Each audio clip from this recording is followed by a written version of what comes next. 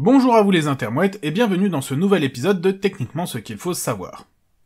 Avant de commencer la vidéo, je vous invite bien entendu à laisser un petit commentaire car c'est votre interaction qui va pousser l'algorithme à la mettre en avant afin de la faire découvrir à plus de monde. Également, n'hésitez pas vous-même à prendre les devants en la partageant avec un maximum de personnes afin de la faire découvrir et de faire découvrir la chaîne par la même occasion. Comme d'habitude, je vous encourage à liker la vidéo car plus vous allez interagir dessus et plus elle sera mise en avant par la plateforme. Et bien entendu, si ce n'est pas déjà fait, je vous invite à vous abonner afin d'être informé des nouvelles vidéos, mais également à cliquer sur la cloche afin de ne surtout rien rater de l'actualité de la chaîne. Avant de commencer, je tiens à vous dire que si vous souhaitez soutenir la chaîne, vous avez la possibilité de faire un don d'1€ ou 2 sur ma page Tipeee, que ce soit de façon ponctuelle ou mensuelle. Bien sûr, ça reste totalement facultatif et la chaîne demeure totalement gratuite, bien entendu, l'argent allant juste servir à développer la chaîne et à l'aider à grandir. Bien entendu, il est logique de remercier chaleureusement les généreuses personnes pour leur pécule qui aident grandement la chaîne à s'améliorer. Sur ce, commençons. Quel est le plus gros organisme vivant à votre avis? La réponse n'est pas si simple qu'il y paraît, car il y a un paramètre extrêmement important que l'on a tendance à oublier lorsqu'il y a ce genre de questions. Le terme « le plus gros » dépend de ce que l'on veut définir comme tel. Est-ce que l'on parle en termes de volume? Est-ce que l'on parle en termes de masse? Est-ce que l'on parle en termes de taille? Vous allez voir, c'est dans l'interprétation même de ce terme gros que réside toute la question, et la réponse n'est pas si simple qu'il n'y paraît. J'en profite pour faire une petite interruption dans la vidéo afin de vous demander votre aide. Je tiens juste à vous informer que la santé et la croissance de la chaîne dépendent directement de plusieurs paramètres qui sont pris en compte par rapport à la vidéo ainsi qu'à ses performances. Il y a bien sûr les paramètres que vous connaissez comme le nombre de personnes qui regardent la vidéo, mais également les interactions avec les commentaires et les likes sur cette dernière, mais aussi un paramètre important qui est pris en compte qui est le temps de visionnage. Plus vous restez longtemps sur la vidéo et plus cette dernière sera mise en avant. C'est pour cette raison que je vous demande autant que possible de rester jusqu'à la fin de cette vidéo, et si ce n'est pas possible et que vous n'aimez pas cette dernière, restez juste un peu plus longtemps que vous ne l'auriez fait. Merci beaucoup à vous si vous pouvez faire cet effort, et maintenant, retournons à notre sujet. Commençons par les organismes qui sont à la limite d'être considérés comme vivants. Je veux bien sûr parler des virus. Ils ne remplissent certes pas tous les critères que l'on a définis comme étant caractéristiques des êtres vivants, principalement à cause de leur impossibilité de se reproduire de façon autonome, mais étant donné qu'ils contiennent du matériel génétique, je vais quand même les compter dans cette recherche. La question devient donc, quel est le plus gros virus? Bon, clairement, il ne faut pas chercher dans les virus qui affectent les humains. Entre le virus de la grippe qui fait environ 100 nanomètres de diamètre, le VIH un peu plus gros qui atteint les 145 nanomètres, voire même un gros virus comme Ebola qui fait 0,9 micromètres, et peut parfois atteindre 1 micromètre, on ne joue pas vraiment dans la cour des grands. Pour voir plus grand, sans mauvais jeu de mots, il faut aller chercher plus loin. Plus loin que nous, plus loin que les organismes que nous côtoyons au quotidien sur la terre ferme. Pour ça, il faut plutôt chercher du côté des animaux marins, et plus spécifiquement des invertébrés marins. Ces derniers peuvent être infectés par un immense virus, découvert dans des coupes d'organismes montés sur des lamelles de verre pour microscope, mais pas réellement observés à l'heure actuelle dans la nature. Ce dernier a été nommé Megaclotovirus oryzei, et atteint la taille faramineuse de 3,9 micromètres. Et encore, sur la lamelle, il est partiellement coupé, puisque le cliché photographique ayant permis de l'identifier ne va pas plus loin. Malheureusement, la photo ayant été analysée des années et des années après la prise du cliché, il n'est pas possible de connaître exactement la taille du virus à l'heure actuelle. Et si vous vous demandez à quel point c'est gros, un virus de près de 4 microns, sachez que l'une des bactéries les plus courantes, dont on entend parler régulièrement quand il y a des soucis de contamination dans la nourriture, celle que l'on trouve dans les déjections, la très célébrissime Escherichia coli, atteint péniblement dans des conditions de culture idéales les 3 microns. Mais bon, presque 4 microns, même si c'est énorme pour un virus, on est quand même très loin de ce que quiconque pourrait considérer comme étant l'organisme le plus gros sur Terre. Sans compter qu'en plus, c'est quelque chose qui n'est pas visible à l'œil nu. Ça serait vraiment pratique d'avoir des organismes observables sans avoir besoin de recourir à un quelconque microscope. Cherchons donc dans le domaine du macroscopique. Dans les algues, nous pouvons citer l'acétabulaire. Cette dernière, unicellulaire, avec sa forme caractéristique formée d'un pied accroché au substrat, d'un pédicule pouvant atteindre une dizaine de centimètres de haut et d'une ombrelle photosynthétique de 4 à 5 cm de diamètre, est facilement reconnaissable. Cette dernière a été le sujet d'études dans les années 30 à 50, et les expériences menées sur cette dernière ont montré que le noyau contenu dans la cellule était l'endroit où étaient contenues les informations génétiques qui étaient transmises de génération en génération. Mais nous reviendrons une autre fois là-dessus. Quoi qu'il en soit, là on est bien dans le domaine du visible, on peut même les toucher et les tenir dans la main.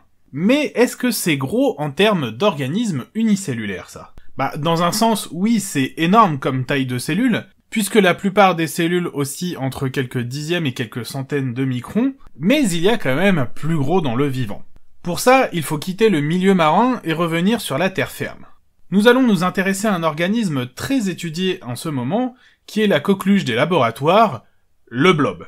Ou plutôt de son nom scientifique, Physarum polycephalum, qui est un amibozoaire qui vit dans les sous-bois et se nourrit principalement de bactéries et de champignons. Si dans la nature, il ne va généralement pas atteindre une taille très importante, car non seulement il a besoin de se déplacer, mais également car sa croissance est limitée par la quantité de nourriture qu'il a à sa disposition, dans les conditions idéales d'un laboratoire de recherche, il peut devenir beaucoup plus grand. Gigantesque même pour un organisme unicellulaire, puisque malgré son épaisseur de moins d'1 millimètre, il peut réussir à recouvrir jusqu'à près de 10 mètres carrés. C'est pas rien, ça fait quand même que cette cellule peut avoir un volume de presque 10 litres. Là pour le coup, en termes d'organisme unicellulaire, c'est véritablement gigantesque. Si en termes de masse humide ça donne quelque chose comme 7 à 8 kg, une fois séché, cela ne représente qu'environ une centaine de grammes pour un organisme composé à plus de 90% d'eau. Mais bon, on est toujours dans quelque chose de relativement petit, en fait. Et si on veut plus gros, il faut quitter le domaine de l'unicellulaire pour aller taper directement dans ce qui se fait de mieux en termes de taille, le domaine du multicellulaire. Et là, pour trouver du gros, on peut trouver du très très gros. Il faut donc forcément taper dans le domaine du multicellulaire pour avoir notre réponse. Si on a en tête des animaux tels que l'éléphant d'Afrique, chez qui le record en masse est enregistré à plus de 10 tonnes pour près de 4 mètres de haut, tandis qu'un autre individu de 4 mètres 21 de haut pour seulement 8 tonnes a été enregistré, ou alors on peut taper dans les records en termes de hauteur avec la girafe, qui certes est bien plus légère avec ses seulement 2 tonnes, mais dont le coût lui permet d'avoir une tête qui culmine à près de 5,80 mètres au-dessus du sol pour les mâles. On est quand même bien, mais ça reste quand même petit. On peut trouver des animaux plus lourds, plus gros, mais pour ça, il faut quitter la terre ferme et retourner dans l'eau. En effet, le problème c'est que sur la terre ferme, les organismes sont soumis à leur propre poids, généré par la gravité de la planète. Et lorsqu'un objet voit sa taille multipliée par 2, il va voir ses surfaces multipliées par 4, tandis que ses volumes vont être quant à eux multipliés par 8. C'est pour cette raison, entre autres, que les plus gros animaux vivent dans l'eau, car ils profitent de la poussée d'Archimède que procure l'élément liquide, faisant que la quasi-totalité de leur masse est soutenue directement par l'eau environnante. Si vous voulez en savoir plus à ce sujet, je vous renvoie à ma vidéo sur la loi surface-volume qui explique cela beaucoup plus en détail. Quoi qu'il en soit, parmi les géants des mers, on peut bien sûr difficilement rater l'inimitable baleine bleue. Ce mammifère marin fait tout, mais absolument tout dans la démesure. Déjà, rien que son cœur fait plus de 2 mètres de diamètre, vous pourriez tenir dedans facilement. Les masses records atteignent régulièrement les 200 tonnes, on est véritablement sur de beaux spécimens. Songez un peu que si on transformait sa viande pour faire des burgers, on aurait de quoi nourrir copieusement plus de 1 700 000 personnes, soit grosso modo la population d'un pays comme le Kosovo ou la Lettonie. On est là quand même dans un organisme qui établit pas mal de records. Toujours dans le royaume de Poséidon, il est possible de trouver un animal démesurément long. Il s'agit du ver lacé, également appelé le ver ruban, une espèce atteignant en moyenne une petite trentaine de mètres de long, mais le record officiellement enregistré à l'heure actuelle est de 60 mètres, soit 2 fois plus long que la baleine bleue. Mais si cette longueur est véritablement impressionnante, quand on regarde dans le détail, on redescend très vite de l'euphorie provoquée. car son corps fait seulement 5 à 10 mm de diamètre, et si il n'a aucun mal à pulvériser le record de nos chers mammifères marins en termes de taille, sur la balance, il fait plutôt pas le figure. En effet, son corps étant constitué principalement d'eau de mer, et en considérant ce dernier comme un cylindre, ce qui est une très bonne approximation, on arrive à un volume d'à peu près 5 litres, soit une masse dépassant de peu les 6 kg. Très décent. Niveau animal, en tout cas, on ne trouvera pas plus long que ce ver, et plus lourd que la baleine bleue. Cette dernière sera d'ailleurs notre maître étalon pour la suite. Mais cela ne veut pas dire que nous sommes au bout de notre voyage. Car si vous avez fait attention au titre de la vidéo, et à ce que j'ai dit au début, vous avez vu que je parle bel et bien du plus gros organisme. Pas animal. On a déjà vu des virus, des organismes unicellulaires, des animaux, on a parlé très rapidement des algues, mais on n'a pas abordé encore un grand pan, sans mauvais jeu de mots, du monde vivant, celui des arbres. Et bien pour ça justement, retournons sur notre bon vieux plancher des vaches, et profitons-en pour passer en revue nos amis feuillus. En effet, les arbres peuvent être gigantesques. Et quand je dis gigantesque, je ne mâche pas mes mots. Je pense que vous n'imaginez même pas à quel point un arbre peut être grand. Les plantes ont en effet un avantage indéniable sur nous autres, petits animaux. Alors que nous possédons 1 ou 2 organes dédiés à effectuer une des tâches importantes dans notre corps, les plantes ont, elles, pour leur part, une architecture non seulement plus simple, mais également bien plus robuste. Plus simple, en effet, en caricaturant très grossièrement, car il y a moins de choses à gérer dans une plante. Il faut pomper l'eau dans le sol, faire circuler la sève partout, faire la photosynthèse pour se nourrir, et pousser. Et justement, la force des plantes est que leurs organes, ou plutôt leurs organes, ne sont pas présents en 1 ou 2 exemplaires comme chez nous, mais ont un niveau de redondance exceptionnel. Prenez par exemple une feuille. La feuille va servir à l'arbre à la fois à réaliser la photosynthèse, donc lui permettre de se nourrir, mais également à respirer. Là où chez nous, il y a les poumons pour capter le dioxygène de l'air et un système digestif pour se nourrir, les plantes possèdent un seul organe pour faire les deux à la fois. Enfin, quand je dis elles possèdent un seul organe, elles ne possèdent pas une feuille. Elles possèdent généralement des dizaines, des centaines, des milliers, voire parfois des millions de feuilles qui remplissent simultanément la même fonction un peu partout sur la plante.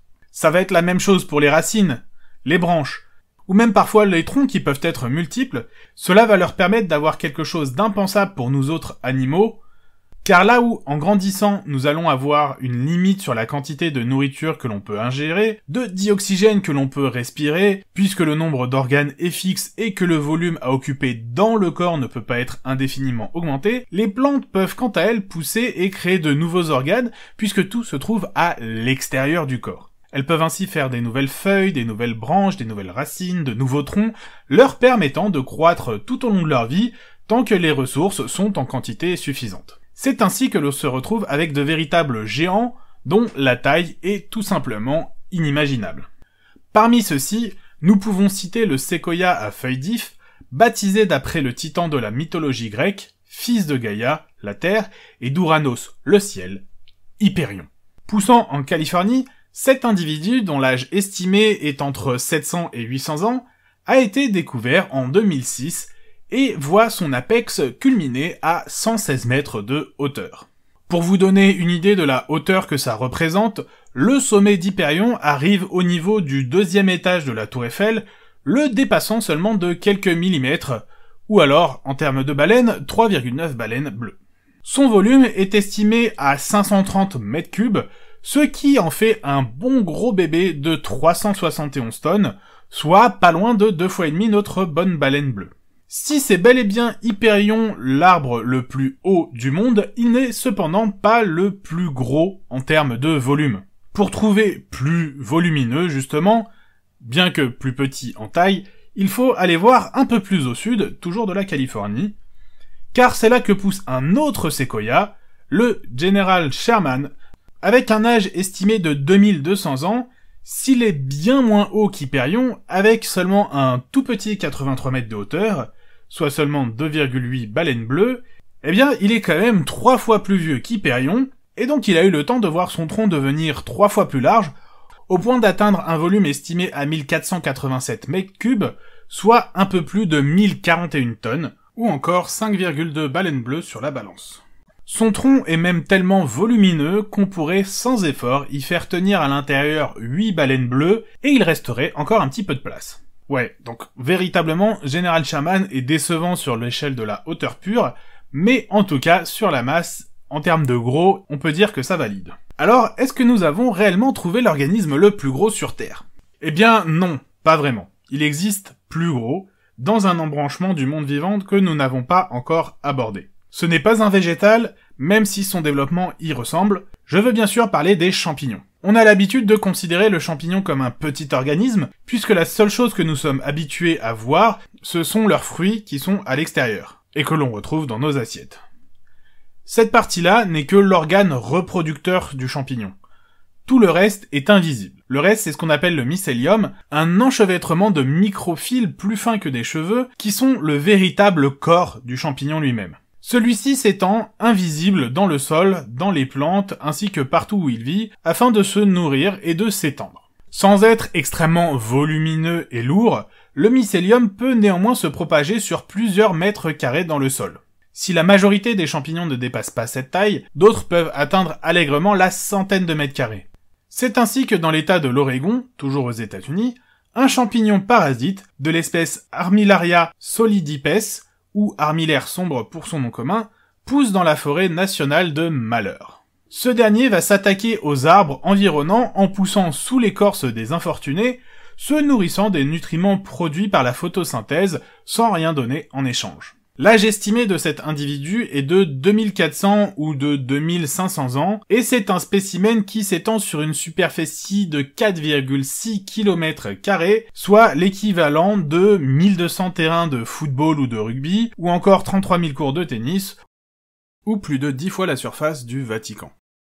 Sa masse estimée est d'environ 4000 tonnes, soit près de 20 fois la masse d'une baleine bleue. Bien qu'étant indubitablement l'organisme le plus grand sur Terre si l'on considère la surface recouverte pure, ce champignon n'est en réalité constitué que de microscopiques fils, et cela fait qu'il n'est finalement que très léger par rapport à sa taille.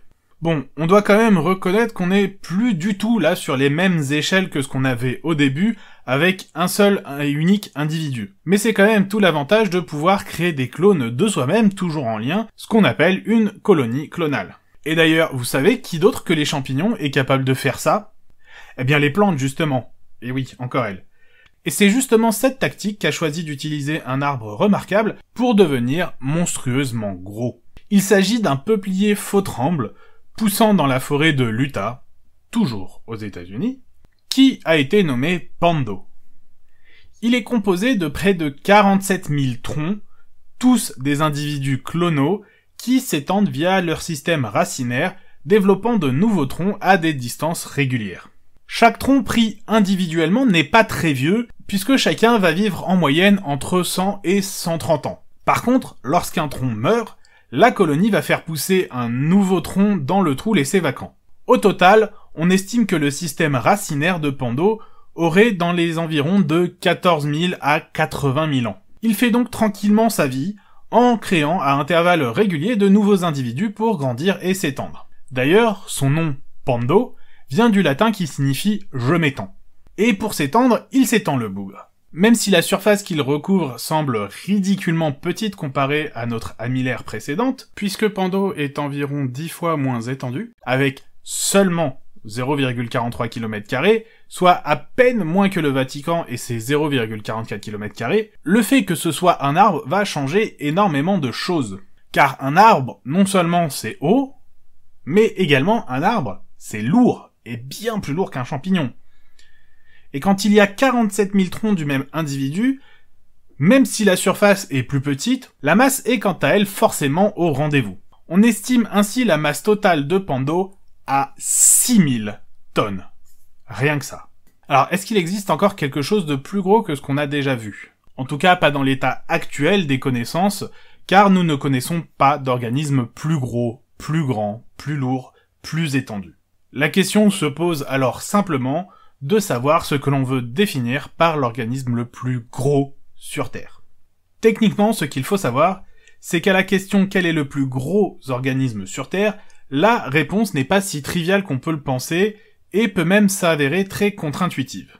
Car s'il est assez logique, en tant qu'animal, de chercher parmi les plus grands ou les plus lourds animaux, et de tomber assez rapidement sur la baleine bleue, eh bien la problématique est de reconnaître que si les animaux peuvent bien détenir des records, lorsque l'on parle d'organisme le plus gros, ce n'est pas du tout parmi les animaux que la réponse va être trouvée. Le point le plus épineux, également lorsqu'il s'agit de répondre à la question de quel est le plus gros organisme sur Terre, et, nous l'avons vu, de savoir quelle est la définition qui doit être considérée pour le terme gros. Car la définition de gros comme un synonyme de hauteur va nous donner un certain résultat, tandis que comme synonyme de grande taille, ça va nous donner un deuxième résultat, et lorsque l'on va partir sur synonyme de plus lourd, eh bien, nous aurons encore un nouveau résultat. Si pour Hyperion, le record de hauteur est incontestable, en termes de masse ou de taille, il reste relativement petit comparé à nos colonies clonales. Même le département de l'agriculture des États-Unis considère que le champignon et Pando sont tous deux les plus gros organismes sur Terre, classant Pando dans le plus large et dense, sous-entendu lourd, tandis que notre armillaire est quant à lui classé comme le plus large tout court, sous-entendu le plus grand en taille absolue. Le gros problème de cette classification, néanmoins, reste que, en cherchant à trancher quel est le plus gros organisme sur Terre, on occulte la question de quel est l'organisme qui va rester en haut du classement. Car en effet, l'activité humaine et les changements climatiques qu'elle produit risquent assez rapidement de mettre Pando en danger. L'augmentation moyenne des températures ainsi que l'accès à l'eau un peu plus compliqué font que la croissance semble avoir ralenti. Heureusement pour notre champignon, les changements climatiques semblent pour le moment ne pas avoir d'impact fort sur ce dernier, et les activités humaines étant quasi inexistantes à plusieurs kilomètres à la ronde de là où il vit, font que son développement continue pour l'instant inexorablement. Cela dit, les arbres qu'il parasite vont, eux, bel et bien à un moment souffrir du réchauffement climatique. Il devient donc urgent de mettre en place une surveillance accrue non seulement de l'état de santé de Pando, mais également de monitorer celle de l'armillaire, et de réduire drastiquement les activités humaines autour de ces individus, mais également à l'échelle de la planète, si l'on veut pouvoir continuer à observer ces merveilles de la nature. Car il serait extrêmement triste que des organismes aussi incroyables, dont l'âge est estimé à plusieurs dizaines de milliers d'années, ne succombent à la bêtise et à l'avidité humaine en seulement quelques siècles. Voilà, c'est donc la fin de cet épisode de Techniquement ce qu'il faut savoir, abordant la question de l'organisme le plus gros sur Terre. Avant de partir, prenez le temps de laisser un petit commentaire sous cette vidéo afin d'améliorer son référencement. Pas besoin d'écrire un roman, je vous rassure, un simple mot ou un smiley suffira amplement. Mais vous pouvez également prendre les devants en partageant cette dernière avec un maximum de personnes afin de la faire découvrir au plus grand monde. Et surtout, n'hésitez pas à la liker afin de me faire savoir ce que vous pensez de cette dernière. Vous avez également la possibilité de me suivre sur les réseaux sociaux où vous serez informé des épisodes à venir, et vous pouvez également me proposer des sujets que vous aimeriez voir traités ici. Bien sûr, si ce n'est pas déjà fait, je vous invite à vous abonner et à cliquer sur la cloche afin d'être informé des nouvelles vidéos et de ne rien rater de l'actualité de la chaîne. Je vous dis en tout cas à bientôt pour un nouvel épisode de Techniquement ce qu'il faut savoir.